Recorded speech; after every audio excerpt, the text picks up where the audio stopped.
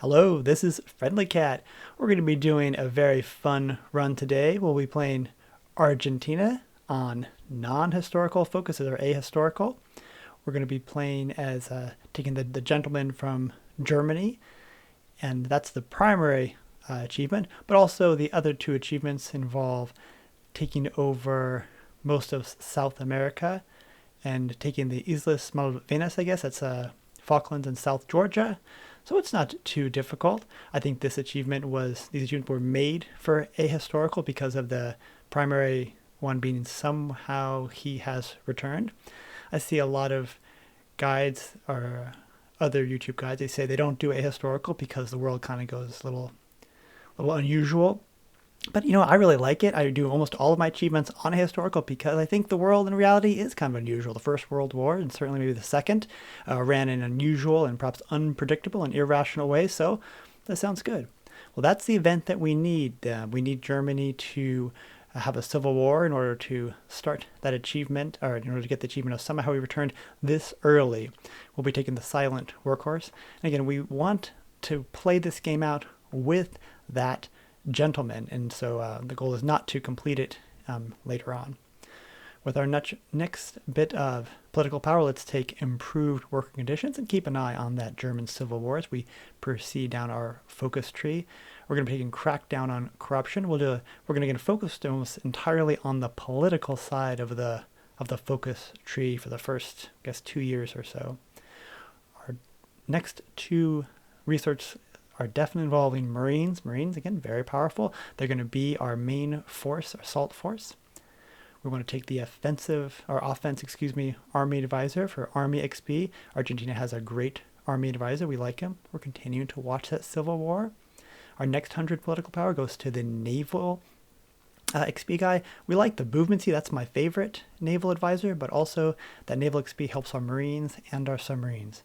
We're going to take a jump off to the right. Eventually, we want to pick up that third research slot, and we'll continue our way down the tree. Now, since we're very close to seeing Berlin capitulated and having that gentleman come visit us from Germany, we're going to take a short 35-day focus. This is a good focus anyway. 1 mil Army XP and a small gradual tick of Army experience. I like that. As that completes, we'll also take the military advisor that lets us build cavalry battalions without spending Army XP, so we'll make a giant cavalry template to eventually be used for resistance when we get military police. We'll also make 6, 3, and 1 battalion as well. There he is, the strange visitor. So a gentleman's going to come visit us, Senior H, and that completes actually one of the achievements just like that. But we're not done yet. We've got some other achievements to pick up. So let's rush down to 4th times the charm. And we will also be taking anti-democratic and anti-communist raids. Those are very greedy picks, but we are going to be swimming with political power. So we'll also be researching with MIOs as well, and just burn that political power after 4th times the charm. Let's take, I don't know how to really pronounce it, so we'll call it the Lightning War. That gives us instant justifications on all of South America and parts of Central America and the Caribbean. We'll also be starting to build up our Marines. This isn't much, sport artillery and 1-line artillery, but they'll do just fine for our first battle. And now we're going to continue down to the 3rd research slot now that we have our instant justifications taken care of. I do value research. Attacking into Chile, not that difficult. This early in 1937, they can't cover the borders, we can. So our 6 with cavalry, those little spades, are going to move all around, while our Marines, which I think are 11 widths, 4 battalions of Marines, and we'll take the exert heroism to increase war support. Again, it's kind of a greedy pick, but I will take that as often as I can because we can't take it once war support goes above 50% while we're at war. So I'll burn the 150 for about 6% of base war support. Chile, not too difficult, where you can take them out. And we really like Chile as number 1 because eventually we'll use their Chilean earthquake event later for more base stability. So it looks like Britain has given up the Allies and France is going potentially fascist. Very interesting. We like that. We like a non-allied game. I have to admit, I like it. I just like that as far as ahistorical. Now Canada has kind of picked up the mantle of the Allies, but Canada is a lot less threatening than the UK and potentially India and British Malaysia. Attacking into Uruguay, get 2 on the port, 2 off the port. The little spade cavalry will run toward that middle province so that we can do a little encirclement just to make it that much easier to do that naval invasion. And with that, Uruguay is gone.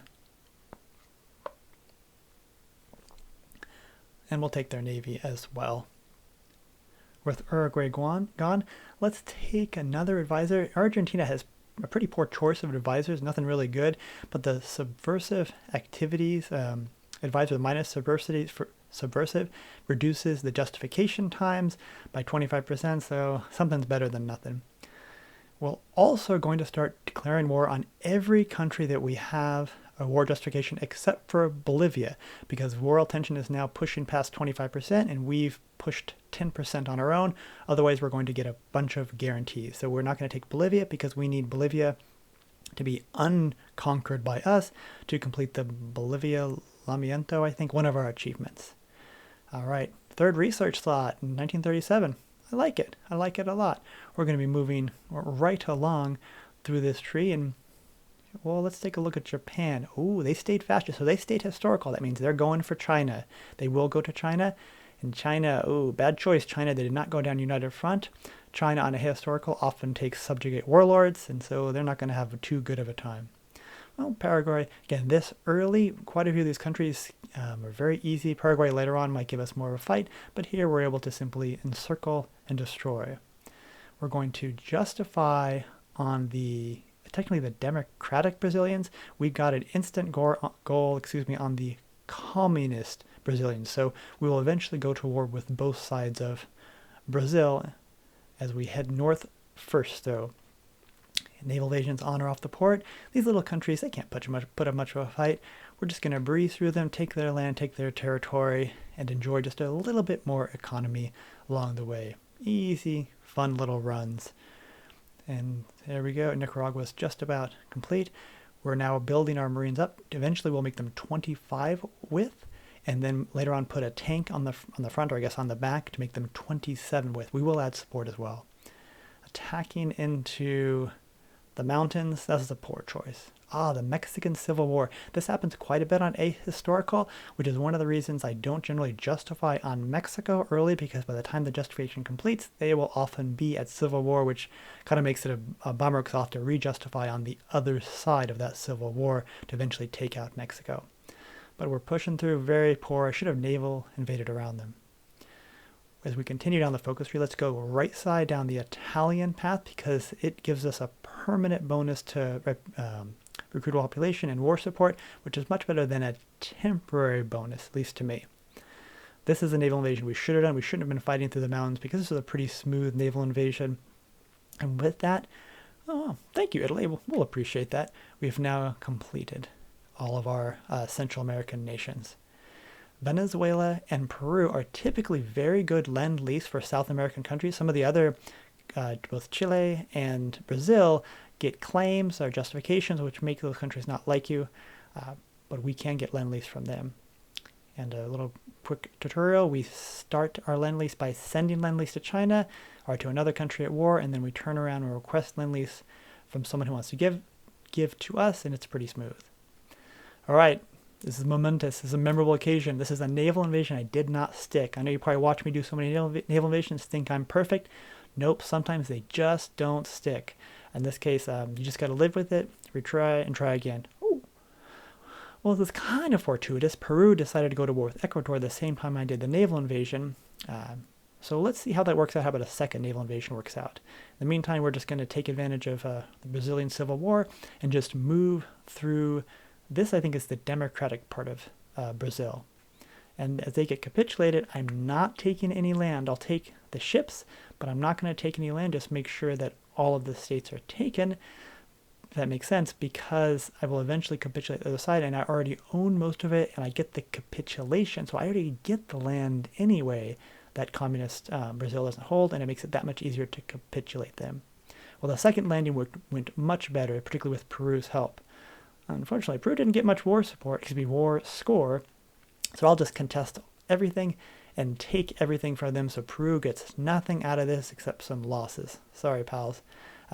but that's just sometimes the way it goes. Thanks. Here's our tank, a medium tank, a little bit late. It's interwar, but interwar works just fine. We just need enough armor so that I think we shoot for around 11 or 12 so that we are more than twice their piercing, which makes us 4 times as powerful. We take half as much damage while attacking and do twice as much. Attacking Colombia from 3 sides is much easier than just going from one direction. So we're going to attack from Panama, from the south, and they can't fight us too well. Things are actually going pretty smoothly, so we will capture them. I'm feeling like, you know what, our gentlemen from Germany's really have a nice run here. Landing Cuba, on and off the ports. Another very smooth run. We're having trouble with the southeast part of the island, but that's okay. We'll take that amount. Off to another little land. I think that's Haiti. Sometimes I get mixed up with which, no, I think that might be somebody else. No, I forgot. But in any case, we will take them out and then eventually take out Brazil as well. And we are just moving right along. I'm feeling really good, very smooth. Oh, the dawn of the European Defense League. Okay, so England, Great Britain has formed a faction with Italy. Interesting. I think there's going to be problems because Italy is fascist. And later on, if Italy stayed historical, later on they will attack Yugoslavia. I think Germany, democratic. Ugh. I don't like a democratic Germany. I would have preferred one that isn't going to go around guaranteeing, but so be it. I guess we can live with that. I mean, the Allies weren't around, so this is actually a pretty good role. As we go into Spain, both Canada and Czechoslovakia, as part of the Czech Entente, have guaranteed Spain. So that might be a problem, but Czechoslovakia really can't do much to protect Spain, and to be honest, neither can Canada or Australia or New Zealand. So we land unopposed. I love that smooth landing on Spain. So we'll just run right through Spain. Yeah, trying to do a naval invasion through Gibraltar Straits, Straits of Gibraltar. That was a mistake. Spain does not join any faction because of their national spirit. Not that it matters that much, but we'll take them, take their fleet. Our Air Force is our usual bomb locks on the front. It's a mixed role. Eventually they will get self-sealing air tanks and eventually actually drop tanks and then self-sealing air tanks in 1939. And I'll take an MIO when I've got the Army Air Force experience. Now, we wanted to take Portugal next, but since Democratic Germany guaranteed them, and I don't want to go with Germany yet, we're going to go after Greece. And I think that my justification is because I'm out of war so fast that Germany can't get another guarantee. And sure enough, they cannot. And also because I'm at war with Democrats, or multiple democracy-driven factions, Greece will simply auto-join them, which doesn't really give, I think, Germany a chance to jump into the war. So this is kind of a mess. It's like a semi-World War I, I guess, mountainous terrain. I'm having a hard time getting to Yugoslavia. Greece is giving me a hard time. Yugoslavia is a little more powerful, particularly in the mountains, than I really anticipated. This is really the first real tough battle. Great Britain has declared war on Ireland. I thought Italy would be the little aggressor, but it was Great Britain after all. Let's see. Yeah, as suspected, Ireland actually joined the Czech Entente, which brought Italy into the war, which means I'm going to have a much easier time pushing into Yugoslavia because now Yugoslavia is going to try to cover its western borders with Italy. Let's see how, yeah, that goes pretty well. Let's see how that goes. That goes actually pretty well. We were actually going to push up anyway eventually, but this just makes it that much cleaner. Finally, there's some tough fights in there. Romania has sent so many of its troops south and southwest that its own borders are pretty much open to our cavalry. And there we go. The last of it, I mean, although they have little pockets of troops, most of those are like Romanian or non-native troops, I guess you could say, non-normal troops from that area. But we have completed the Yugoslavia, or former Yugoslavia area, and we're going to move right on to Romania, which, again, had too many troops sent to war, not abroad, but to other countries to defend themselves. We'll also making eventually 27 with motorized. Motorized are quite powerful, very fast. And here we are taking out taking out Hungary. Going into Czechoslovakia from a corner in December, in January in the winter is pretty rough. It's going to be rough as it is, but going through Hungary gives us an open border. We'll make it just a little bit fast, actually a lot faster, particularly during those winter months with snow and deep snow and blizzard and all that fun stuff. It's still slow moving up there, but with an open front, we'll have not too much trouble. The Great Chilean Earthquake, this is going to end up worth about 21% base stability. That's quite a lot. We got Chile very early, but still, I mean, as much as I don't like earthquakes, I do like the idea of that much base stability. Czechoslovakia is done, and with that we take the Czech Entente to the peace conference. 80% doesn't seem like a lot of war score, but it's enough for me to take everything, and I left Ireland to Great Britain, or England. We probably could have taken it as well, but it's time to take on Germany. Let's get back to home. Let's get back to our little home.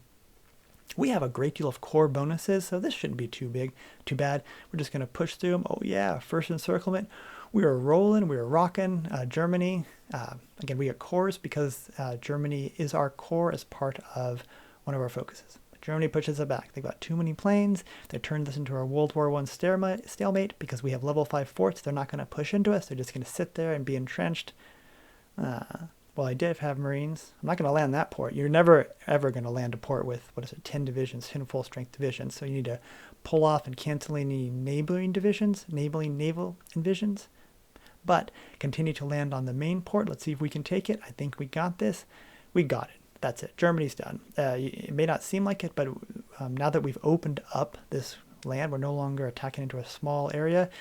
We can very quickly overwhelm Germany with our upgraded divisions, particularly with our tank divisions, those divisions with the little sword. Little encirclements everywhere. Micro encirclements is the way to go. Just pick up a few divisions here, a few divisions there. You don't need giant encirclements to get enough of a movement in the right direction. Here we are pushing through. We're almost connected back up with our Czechoslovakia pals. Just moving right along. We've taken Germany, and that means taken Berlin, which means that Germany is pretty much done. Yep, here they are, just about finalized. They did join the Canadian faction, so they don't go to peace conference, but nonetheless they are capitulated. We're going to start to pick off other countries. Denmark has this cool little event that if you overpower them, you can do a we will protect them, which gives you also two cool things. That 10% supply range is awesome. Netherlands, we're going to chew through them. And as we start to finish off this run, I can see the end coming. We're just overpowering everyone we meet, particularly since we core Germany automatically. Those are our cores, and now we control them. We've got huge manpower and a great deal of resources. We're going to take out Bulgaria because more factories is more factories. And just in case they decide to do something unusual and ahistorical, I'm not really smart enough to remember who's going to do what. Let's take out Venezuela. Yeah, thanks for all the Lend-Lease pals, but we need you. We need your land. Now this is a fun thing. Since we've taken out the Netherlands, I like to send a great deal of small little 6-width all over the Dutch East Indies. They will land at least half the time, and they will eventually just secure rubber in the Dutch East Indies, which is very helpful. Peru goes next. They're putting up a bit of a fight, but I control all of the land around them, and I've got some air cover, so it's not really that difficult to take them out. Next up, England. I don't know where their troops are. Truly, they haven't been at war with anyone for a while. They should have troops on the ports and all over, but they don't. Nobody's at home. I don't know. But in any case, it's a relatively easy landing. They didn't put their navy out either. I'm not sure why. It wouldn't have mattered. Eventually, our subs would have driven them, given us naval superiority. But we take out England, and with that, I think Italy is the only last major. So let's just move through Italy. I don't know where Italy's troops are. They haven't been at war with anyone, so they have no real reason to. India. India is a faction. Oh, you're kidding me.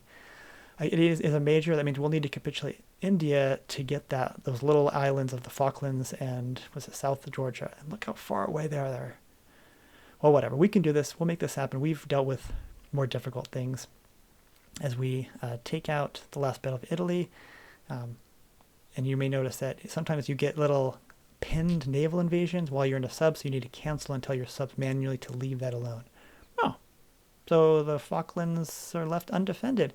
Oh, and they didn't have any naval superiority. I mean, I brought my whole fleet down there and just took a wild guess. Sometimes the Brits or England will send ships down there, and the other side, they've got one division. Oh yeah, we've got this. We easily can take this out. And that's one of the achievements, the Islas I don't remember but the one that requires you to hold those two islands.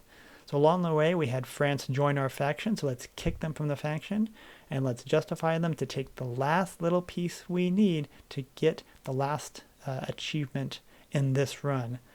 Here we go. This actually feels really good. Completing it, it's really nice playing on ahistorical. There's a lot of adventure excitement. It's unusual. I think it takes away some of the, I guess, the predictability of the game, which makes it more fun. I had a great deal of fun playing this. I really enjoy it. I hope you do too. If you have any questions or comments or ideas or things you'd like to see, please feel free to leave in the comments below. Have a great day, and thank you very much for watching.